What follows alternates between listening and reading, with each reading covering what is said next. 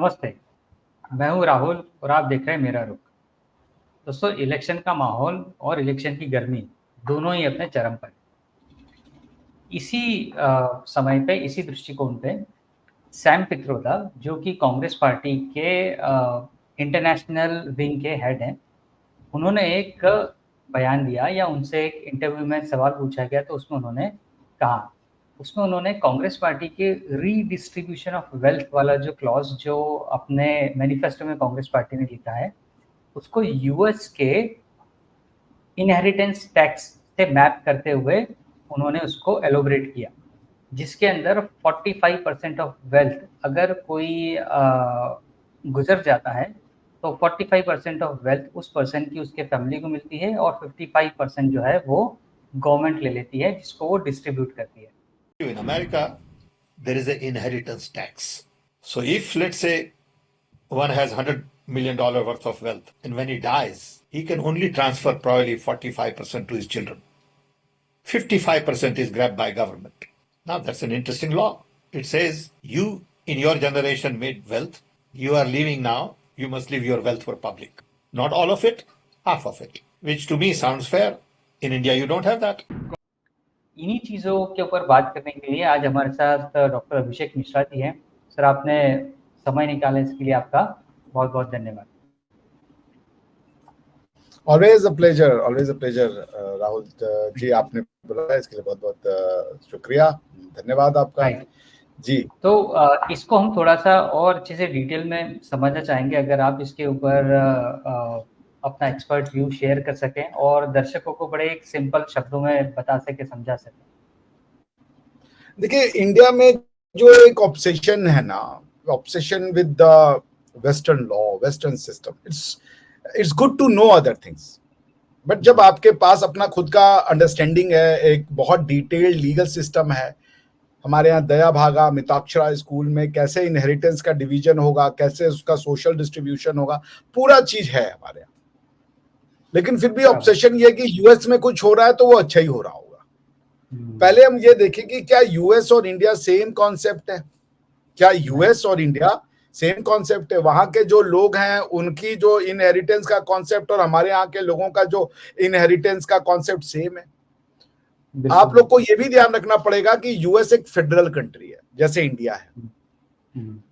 US में जो tax state लगाएगा और जो टैक्स फेडरल गवर्नमेंट लगाएगी, दोनों अलग अलग होते हैं। बराबर। और यूएस का कोई फेडरल इनहेरिटेंस टैक्स नहीं है, स्टेट टैक्स होता है यूएस में, ESTATE, स्टेट टैक्स। अगर आपका कोई बहुत बड़ा जमीन और इस तरीके का है तो फिर आपको स्टेट टैक्स लगता है। उसमें जो रेट ऑफ स्टेट है वो 18 to 40% है, मगर वो बेनिफिशियरी से नहीं लिया जाता, वो लिया जाता है स्टेट से खुद। तो जैसे जो आपका अगर जमीन है, कोई आपका अगर जायदाद है, तो आप अगर उस स्टेट के मालिक हैं या उस स्टेट से जो प्रॉफिट हो रहा है वो उसी से ले लिया जाएगा। वो कहीं और अगर इनहेरिट होता है तो उसको इनहेरिटेंस पे कोई टैक्स नहीं देना पड़ेगा। आप समझ रहे हैं? State tax will be a different concept.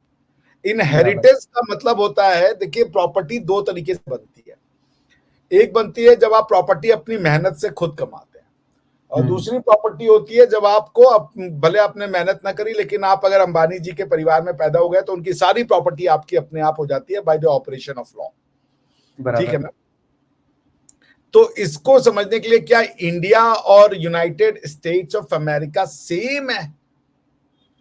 America के जितने भी अमेरिकन हैं आज की डेट में, गोरे अमेरिकन, वो सारे के सारे यूरोप से जाके वहां बसे हैं आज से 400 साल पहले या 500 साल पहले। भाई 1400 समथिंग में तो कोलंबस पहुंच गया था वहां पे गलती से अमेरिका ढूंढते हुए। बराबर। तो तब तक तो वहां यूरोपियंस नहीं हुआ करते थे। वहां के लोकल जो एबोरिजिन्स, जो वहां के जिनको लोकल आप कह लीजिए, वो रहते थे। बाद में वहां यूएस गया, यूएस के बाद में वहां पे यूरोपियंस गए, यूरोपियंस के साथ उनका कल्चर गया, उनके लॉज गए, उनका रिलीजन चला गया। अब जैसे आप देख ले, यूनाइटेड स्टेट्स ऑफ अमेरिका के मेजॉरिटी ऑफ द शहरों के नाम जो है वो यूरोपियन शहरों के नाम पे ना। जैसे यूनाइटेड किंगडम में एक शहर है, उसका नाम है यॉर्क, और आपको यूनाइटेड स्टेट्स में एक शहर मिलता है, उसका नाम है न्यूयॉर्क। राइट। ठीक है ना? आपको जेनेवा जो है वो इटली में भी मिलेगा, जेनेवा आपको वहां भी मिल जाएगा। हैम्पशायर आपको यूके में भी मिल जाएगा, यूनाइटेड स्टेट्स में भी मिल जाएगा। सारे के सारे जो उनके नाम थे उन्होंने वहां पे कुछ लोकल भी रखे, ऐसा नहीं है, लेकिन जो बेसिकली वो गए अपना यूरोपियन आइडेंटिटी लेके गए वहां पे वो उन्होंने बना दिया। अच्छा, अब यूरोपियंस का अपना लैंड, तो जो ये गए वहां से तो अपनी उनका इनहेरिटेंस तो कुछ लेके नहीं गए वो। भाई आपके जैसे बाप दादा है, आपके एक पुश्तैनी घर होगा ना जो 400 500 1000 साल से वही घर है, भले आप उसको बेच दे किसी को, लेकिन वो आपकी आइडेंटिटी तो रहती है कि हम यहाँ के लोग हैं और ये हमारा घर है, ये जमीन हमारी नेटिव है, हमारे बाबाओं जो हमारे पूर्वज थे उनकी है। अमेरिका में तो जो जिनके पूर्वज थे उनको तो मिलता ही नहीं है कुछ, सारे के सारे गोरे लेके बैठे हुए हैं। इन गोरों का क्या था वहां पे, इन्होंने तो दूसरों की जमीन चुरा ली है।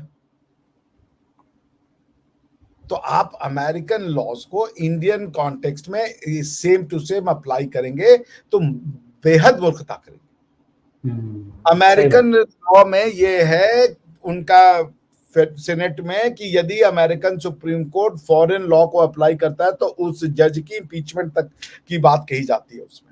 ओके, यानी आप अमेरिकन कोर्ट्स में अमेरिकन केसेस और अमेरिकन लॉज के अलावा किसी को अब साइट नहीं कर सकते। एक कंपैरेटिव स्टडी अगर आप कीजिएगा कि अमेरिकन सुप्रीम कोर्ट में कितने फॉरेन कोर्ट्स के डिसीजंस को वो साइट करते हैं तो आपको मिलेगा नंबर ऑलमोस्ट नेग्लिजिबल। तो पॉइंट ये है कि अब ये कौन सा इनहेरिटेंस टैक्स इन्होंने पढ़ लिया लोगों को। आपको अगर मेन क्वेश्चन है इनकम रीडिस्ट्रीब्यूशन, अगर कॉन्सेप्ट है सोशल जस्टिस कैसे होगा तो उसके कई मेथड है यार। सामने वाले से टैक्स लेकर के ही क्यों आपको रिडिस्ट्रीब्यूट करना है? आप सोसाइटी को कैपिटलिस्ट क्यों नहीं बनाना चाहते? यानी कि आप ये भी कहोगे कि जो पैसे कमा रहा है वो तो चोर है, अडानी चोर है, अंबानी चोर है। जब कोई पैसे कमाएगा नहीं तो तुम टैक्स किस पे लगाओगे भैया, ये बता दो। आप एक बात बताइए, अगर मैं मेहनत करके टैक्स कमा रहा हूं, मेहनत करके प्रॉपर्टी कमा रहा हूं और आप उसका 55% आप रख लेंगे और उसके बाद मेरे पास बचा नहीं, और जो आदमी ने कोई मेहनत नहीं की, जिसने अपनी जिंदगी में कोई काम नहीं किया, उसको मिल गया बैठे बैठाए। क्यों भाई ऐसा? जब कोई वेल्थ क्रिएटर नहीं होगा तो डिस्ट्रीब्यूट कहां से करोगे? In order to distribute the wealth you need the creation of wealth first. तो वेल्थ क्रिएशन की बात नहीं कर रहे हो, वेल्थ डिस्ट्रीब्यूशन को अज्यूम करके चल रहे हो कि वेल्थ एग्जिस्ट करता है देश में, और ये भी अज्यूम करके चल रहे हो कि जिसको वेल्थ तुम डिस्ट्रीब्यूट करोगे वो कंस्ट्रक्टिव और प्रोडक्टिव यूज में करेगा। इसकी क्या गारंटी है? ऐसे नहीं होता। आप वेलफेयर स्कीम्स चलाएं, लेकिन ये कि आप टैक्स ले लेंगे जरूरत से ज्यादा। इसी टैक्स को लेकर के यूनाइटेड किंगडम में सिविल वॉर हो चुका है। राजा और पार्लियामेंटेरियंस के लिए 16वीं शताब्दी में सिविल वॉर हो गया था यूनाइटेड किंगडम में, क्योंकि राजा को कुछ पैसों की जरूरत थी, उसने लोगों के ऊपर टैक्स लगा दिया। तो पार्लियामेंटेरियंस यूके के खड़े हो गए, उन्होंने कहा हमसे बिना पूछे आपने टैक्स कैसे लगा दिया। सही बात। पॉइंट ये है राहुल जी कि इस तरीके से आपको डिस्ट्रीब्यूशन ऑफ वेल्थ तब आप कर पाओगे जब आप क्रिएशन ऑफ वेल्थ पे जोर दोगे। कांग्रेस की पॉलिसी क्या है कि क्रिएशन ऑफ वेल्थ को डिस्करेज करो और डिस्ट्रीब्यूशन ऑफ वेल्थ को प्रमोट करो। अरे भाई जब होगा ही नहीं तो तुम डिस्ट्रीब्यूट क्या करोगे? ये तो वो कम्युनिस्ट का आइडिया है कि सबको 2 रुपए की रोटी मिलती है, लेकिन ये है कि वहां पे गरीबी इतनी है कि ढंग से आप कपड़े नहीं कर सकते, सबको गरीब रखो। This is not how system works, right. Not और ये तो वो बराबर, और ये तो वो रॉबिन हुड वाला सिस्टम हो गया कि अमीरों के यहाँ डाका डालो, उनसे पैसे लो और बांट दो। In a way yes, in a way it is ये मानसिकता वही है ना भाई। अमीर तो हो तब तो डाका भी डालोगे यार। सही बात। अगर मुझे पता है कि मेरा जो है पैसा तुम चुरा ही लोगे तो हम भी बैठ के हम काहे मेहनत करें, हम काहे प्रॉपर्टी क्रिएट करें? ठीक है ना, आपको अगर करना है तो आप बाकी के स्कीम पे क्वेश्चन नहीं कर रहे हो कि जनसंख्या कानून लाएंगे, पॉपुलेशन को कम करेंगे, जो जरूरत से ज्यादा बच्चे पैदा करेगा उसके ऊपर हम टैक्स लगाएंगे, ये नहीं करोगे तुम। वहां डेमोक्रेसी खतरे में आ जाएगी। अगर पॉपुलेशन कम हो जाए इंडिया का, तो जो इंडिया की जीडीपी है उसका पर कैपिटा इनकम यूं ही बढ़ जाएगा। बराबर, बिल्कुल सही। जो जिसे कहते हैं ना कि ये कह रहे पॉपुलेशन बढ़ाते रहो, जो पैसा बनाएगा उसको हम पनिश करेंगे। क्यों भैया? कॉर्पोरेट टैक्स लेते हो, इनकम टैक्स लेते हो, सारे तरीके के टैक्स लेते हो, उसका पैसा बनाना इस देश में जुल्म हो गया। और किसी भी जो भी ये कम्युनिस्ट विचारधारा वाले इकोनॉमिक सिस्टम थी, सारी फेल हो गई दुनिया भर में, कहीं नहीं चली, अंत में सबको मार्केट इकोनॉमी पे आना पड़ा। तो जिसकी कैपेसिटी है पैसे क्रिएट करने की, why should that person be punished बाबा? अगर अंबानी, अडानी, बिरला, टाटा, ओयो वाला कोई भी बच्चा है, उनके पास एबिलिटी है पैसा कमाने की, तो उनको तुम पनिश कर दोगे कि उनके बच्चे जो है वो उनको प्रॉपर्टी ना मिले? और इसकी क्या गारंटी है कि जो डिस्ट्रीब्यूशन ऑफ वेल्थ होगा वो एकदम जस्ट होगा? डिस्ट्रीब्यूशन ऑफ वेल्थ के लिए पहले 4-5 प्रिंसिपल रखो। कंट्रोल ऑफ पॉपुलेशन करो पहले, द फर्स्ट थिंग। बोलिए अपने मैनिफेस्टो में कि जो भी बच्चा 2 से ज्यादा पैदा करेगा, वहां पे डेमोक्रेसी आ जाती है, जिसको जितने बच्चे पैदा करने हैं कर लो। अगर भाई आपके पास एक रोटी है और उसको 10 लोगों में बांटना है, तो एक तरीका तो ये है कि भाई जिसने रोटी बनाई है उसका ले लो आधा, बाकी सब में बांट दो। और दूसरा वो है कि भाई रोटी के खाने वालों का मुंह कम कर दो, तो सब छोटी छोटी रोटियां बना ले अपने लिए। रोटी छीन करके किसी को देने से अच्छा, अगर तुम रोटियों के खाने वाले मुंह को कंट्रोल करोगे तो सब अपनी रोटी खुद से पका रहे होंगे। क्यों नहीं ये काम स्विट्जरलैंड कर रहा है कि हम लोगों का टैक्स लेकर के वो दे दे, लोगों में डिस्ट्रीब्यूट कर दे? वो एक high amount of taxing countries ये सारी है, फिनलैंड, ये वो हाई अमाउंट ऑफ टैक्सेशन लेते हैं ये कंट्रीज, नॉर्डिक वाले हो गए या वेस्ट यूरोप वाले हो गए। उसका रीजन ये कि वो बहुत हाई क्लास फैसिलिटी भी देते हैं फिर ह्यूमन काइंड को।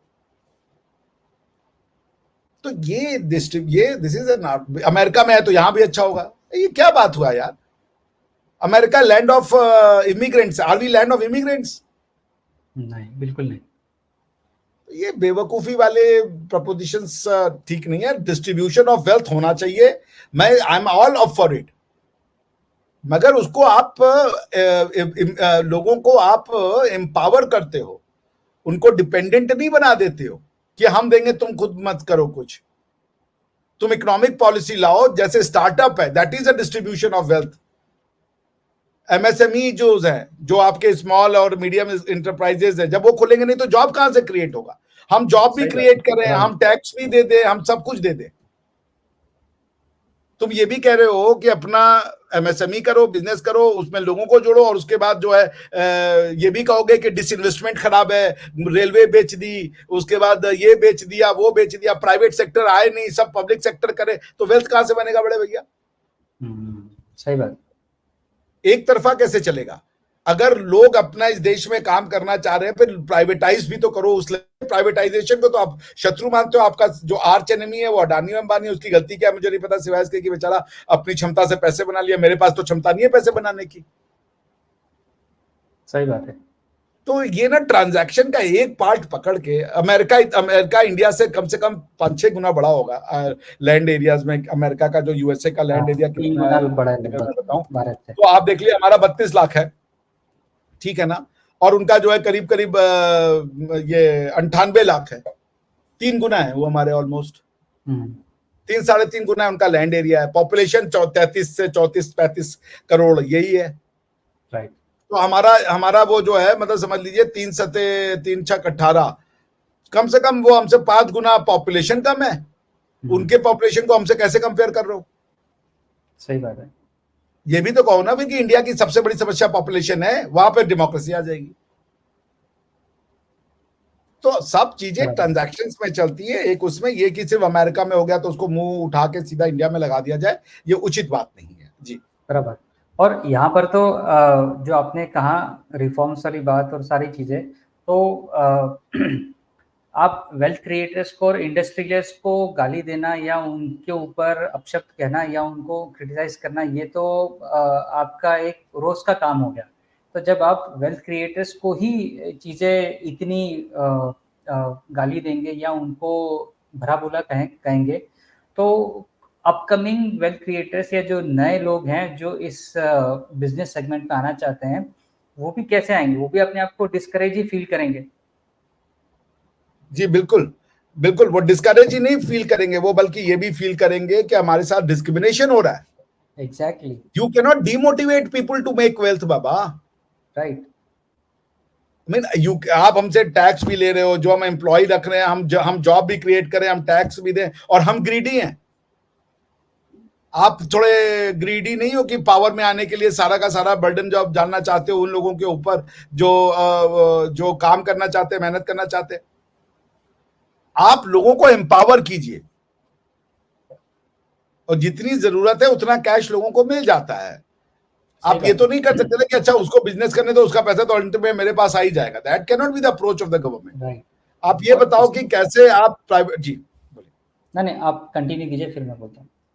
मैं वो कह रहा हूँ, देखिए इसका सोल्यूशन जो मोदी जी दे रहे हैं, कौशल विकास करिए, स्किल का डेवलपमेंट कीजिए ताकि वो पैसे कमाए, एमएसएमईज को प्रमोट कीजिए, स्टार्टअप्स को प्रमोट कीजिए, लोगों का माइंडसेट उद्यमिता की ओर ले जाइए। आपने तो उद्यमिता को, इंडस्ट्री को, इंडस्ट्रियलाइजेशन को, प्राइवेटाइजेशन को गालियां देनी शुरू कर दी हैं।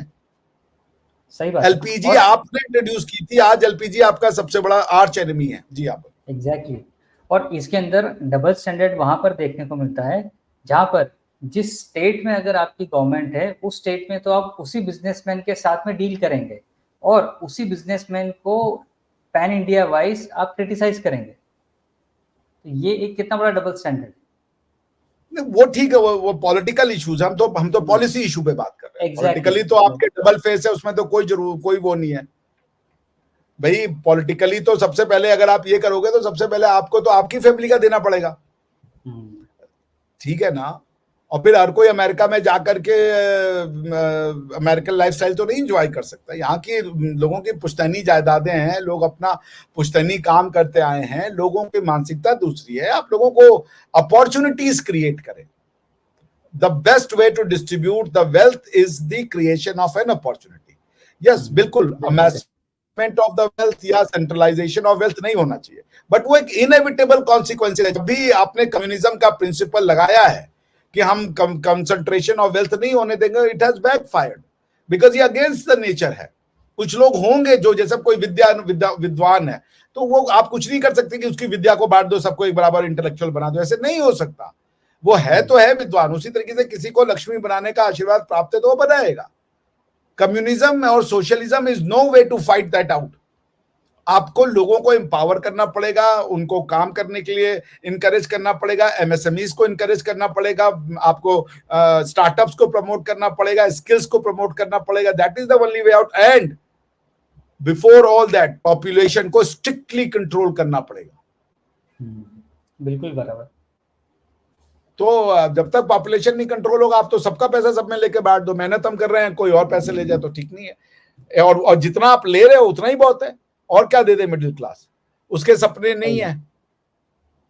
तो आपने पॉवर्टी को अभी तक अपनी इकोनॉमिक पॉलिसी के तहत प्रमोट किया है। Now it's not the time to promote this kind of policies. जी सही बात है, बिल्कुल ऐसा ही है। और आई एम श्योर अभी जो आपने इसके इनसाइट्स बताए, जो चीज़ें आपने बैकग्राउंड बताई, और साथ ही आपने ये भी बताया कि इस चीज़ को ठीक तरीके से सॉल्व करने के लिए, अप्लाई करने के लिए क्या क्या चीज़ें हो सकती हैं। सो आई एम श्योर ये चीज़ें व्यूअर्स को ज़रूर समझ में आई होगी। और इसके पीछे का जो एक कॉन्सेप्ट है, ना सिर्फ एक फैंसी बयान देके अपने आप को हाईलाइट या सुर्खियों में ले आना, बल्कि उसके पीछे का जो कॉन्सेप्ट जो आपने बताया वो भी आई एम श्योर व्यूअर्स को समझ में आया होगा। तो आज आपके समय के लिए बहुत बहुत धन्यवाद।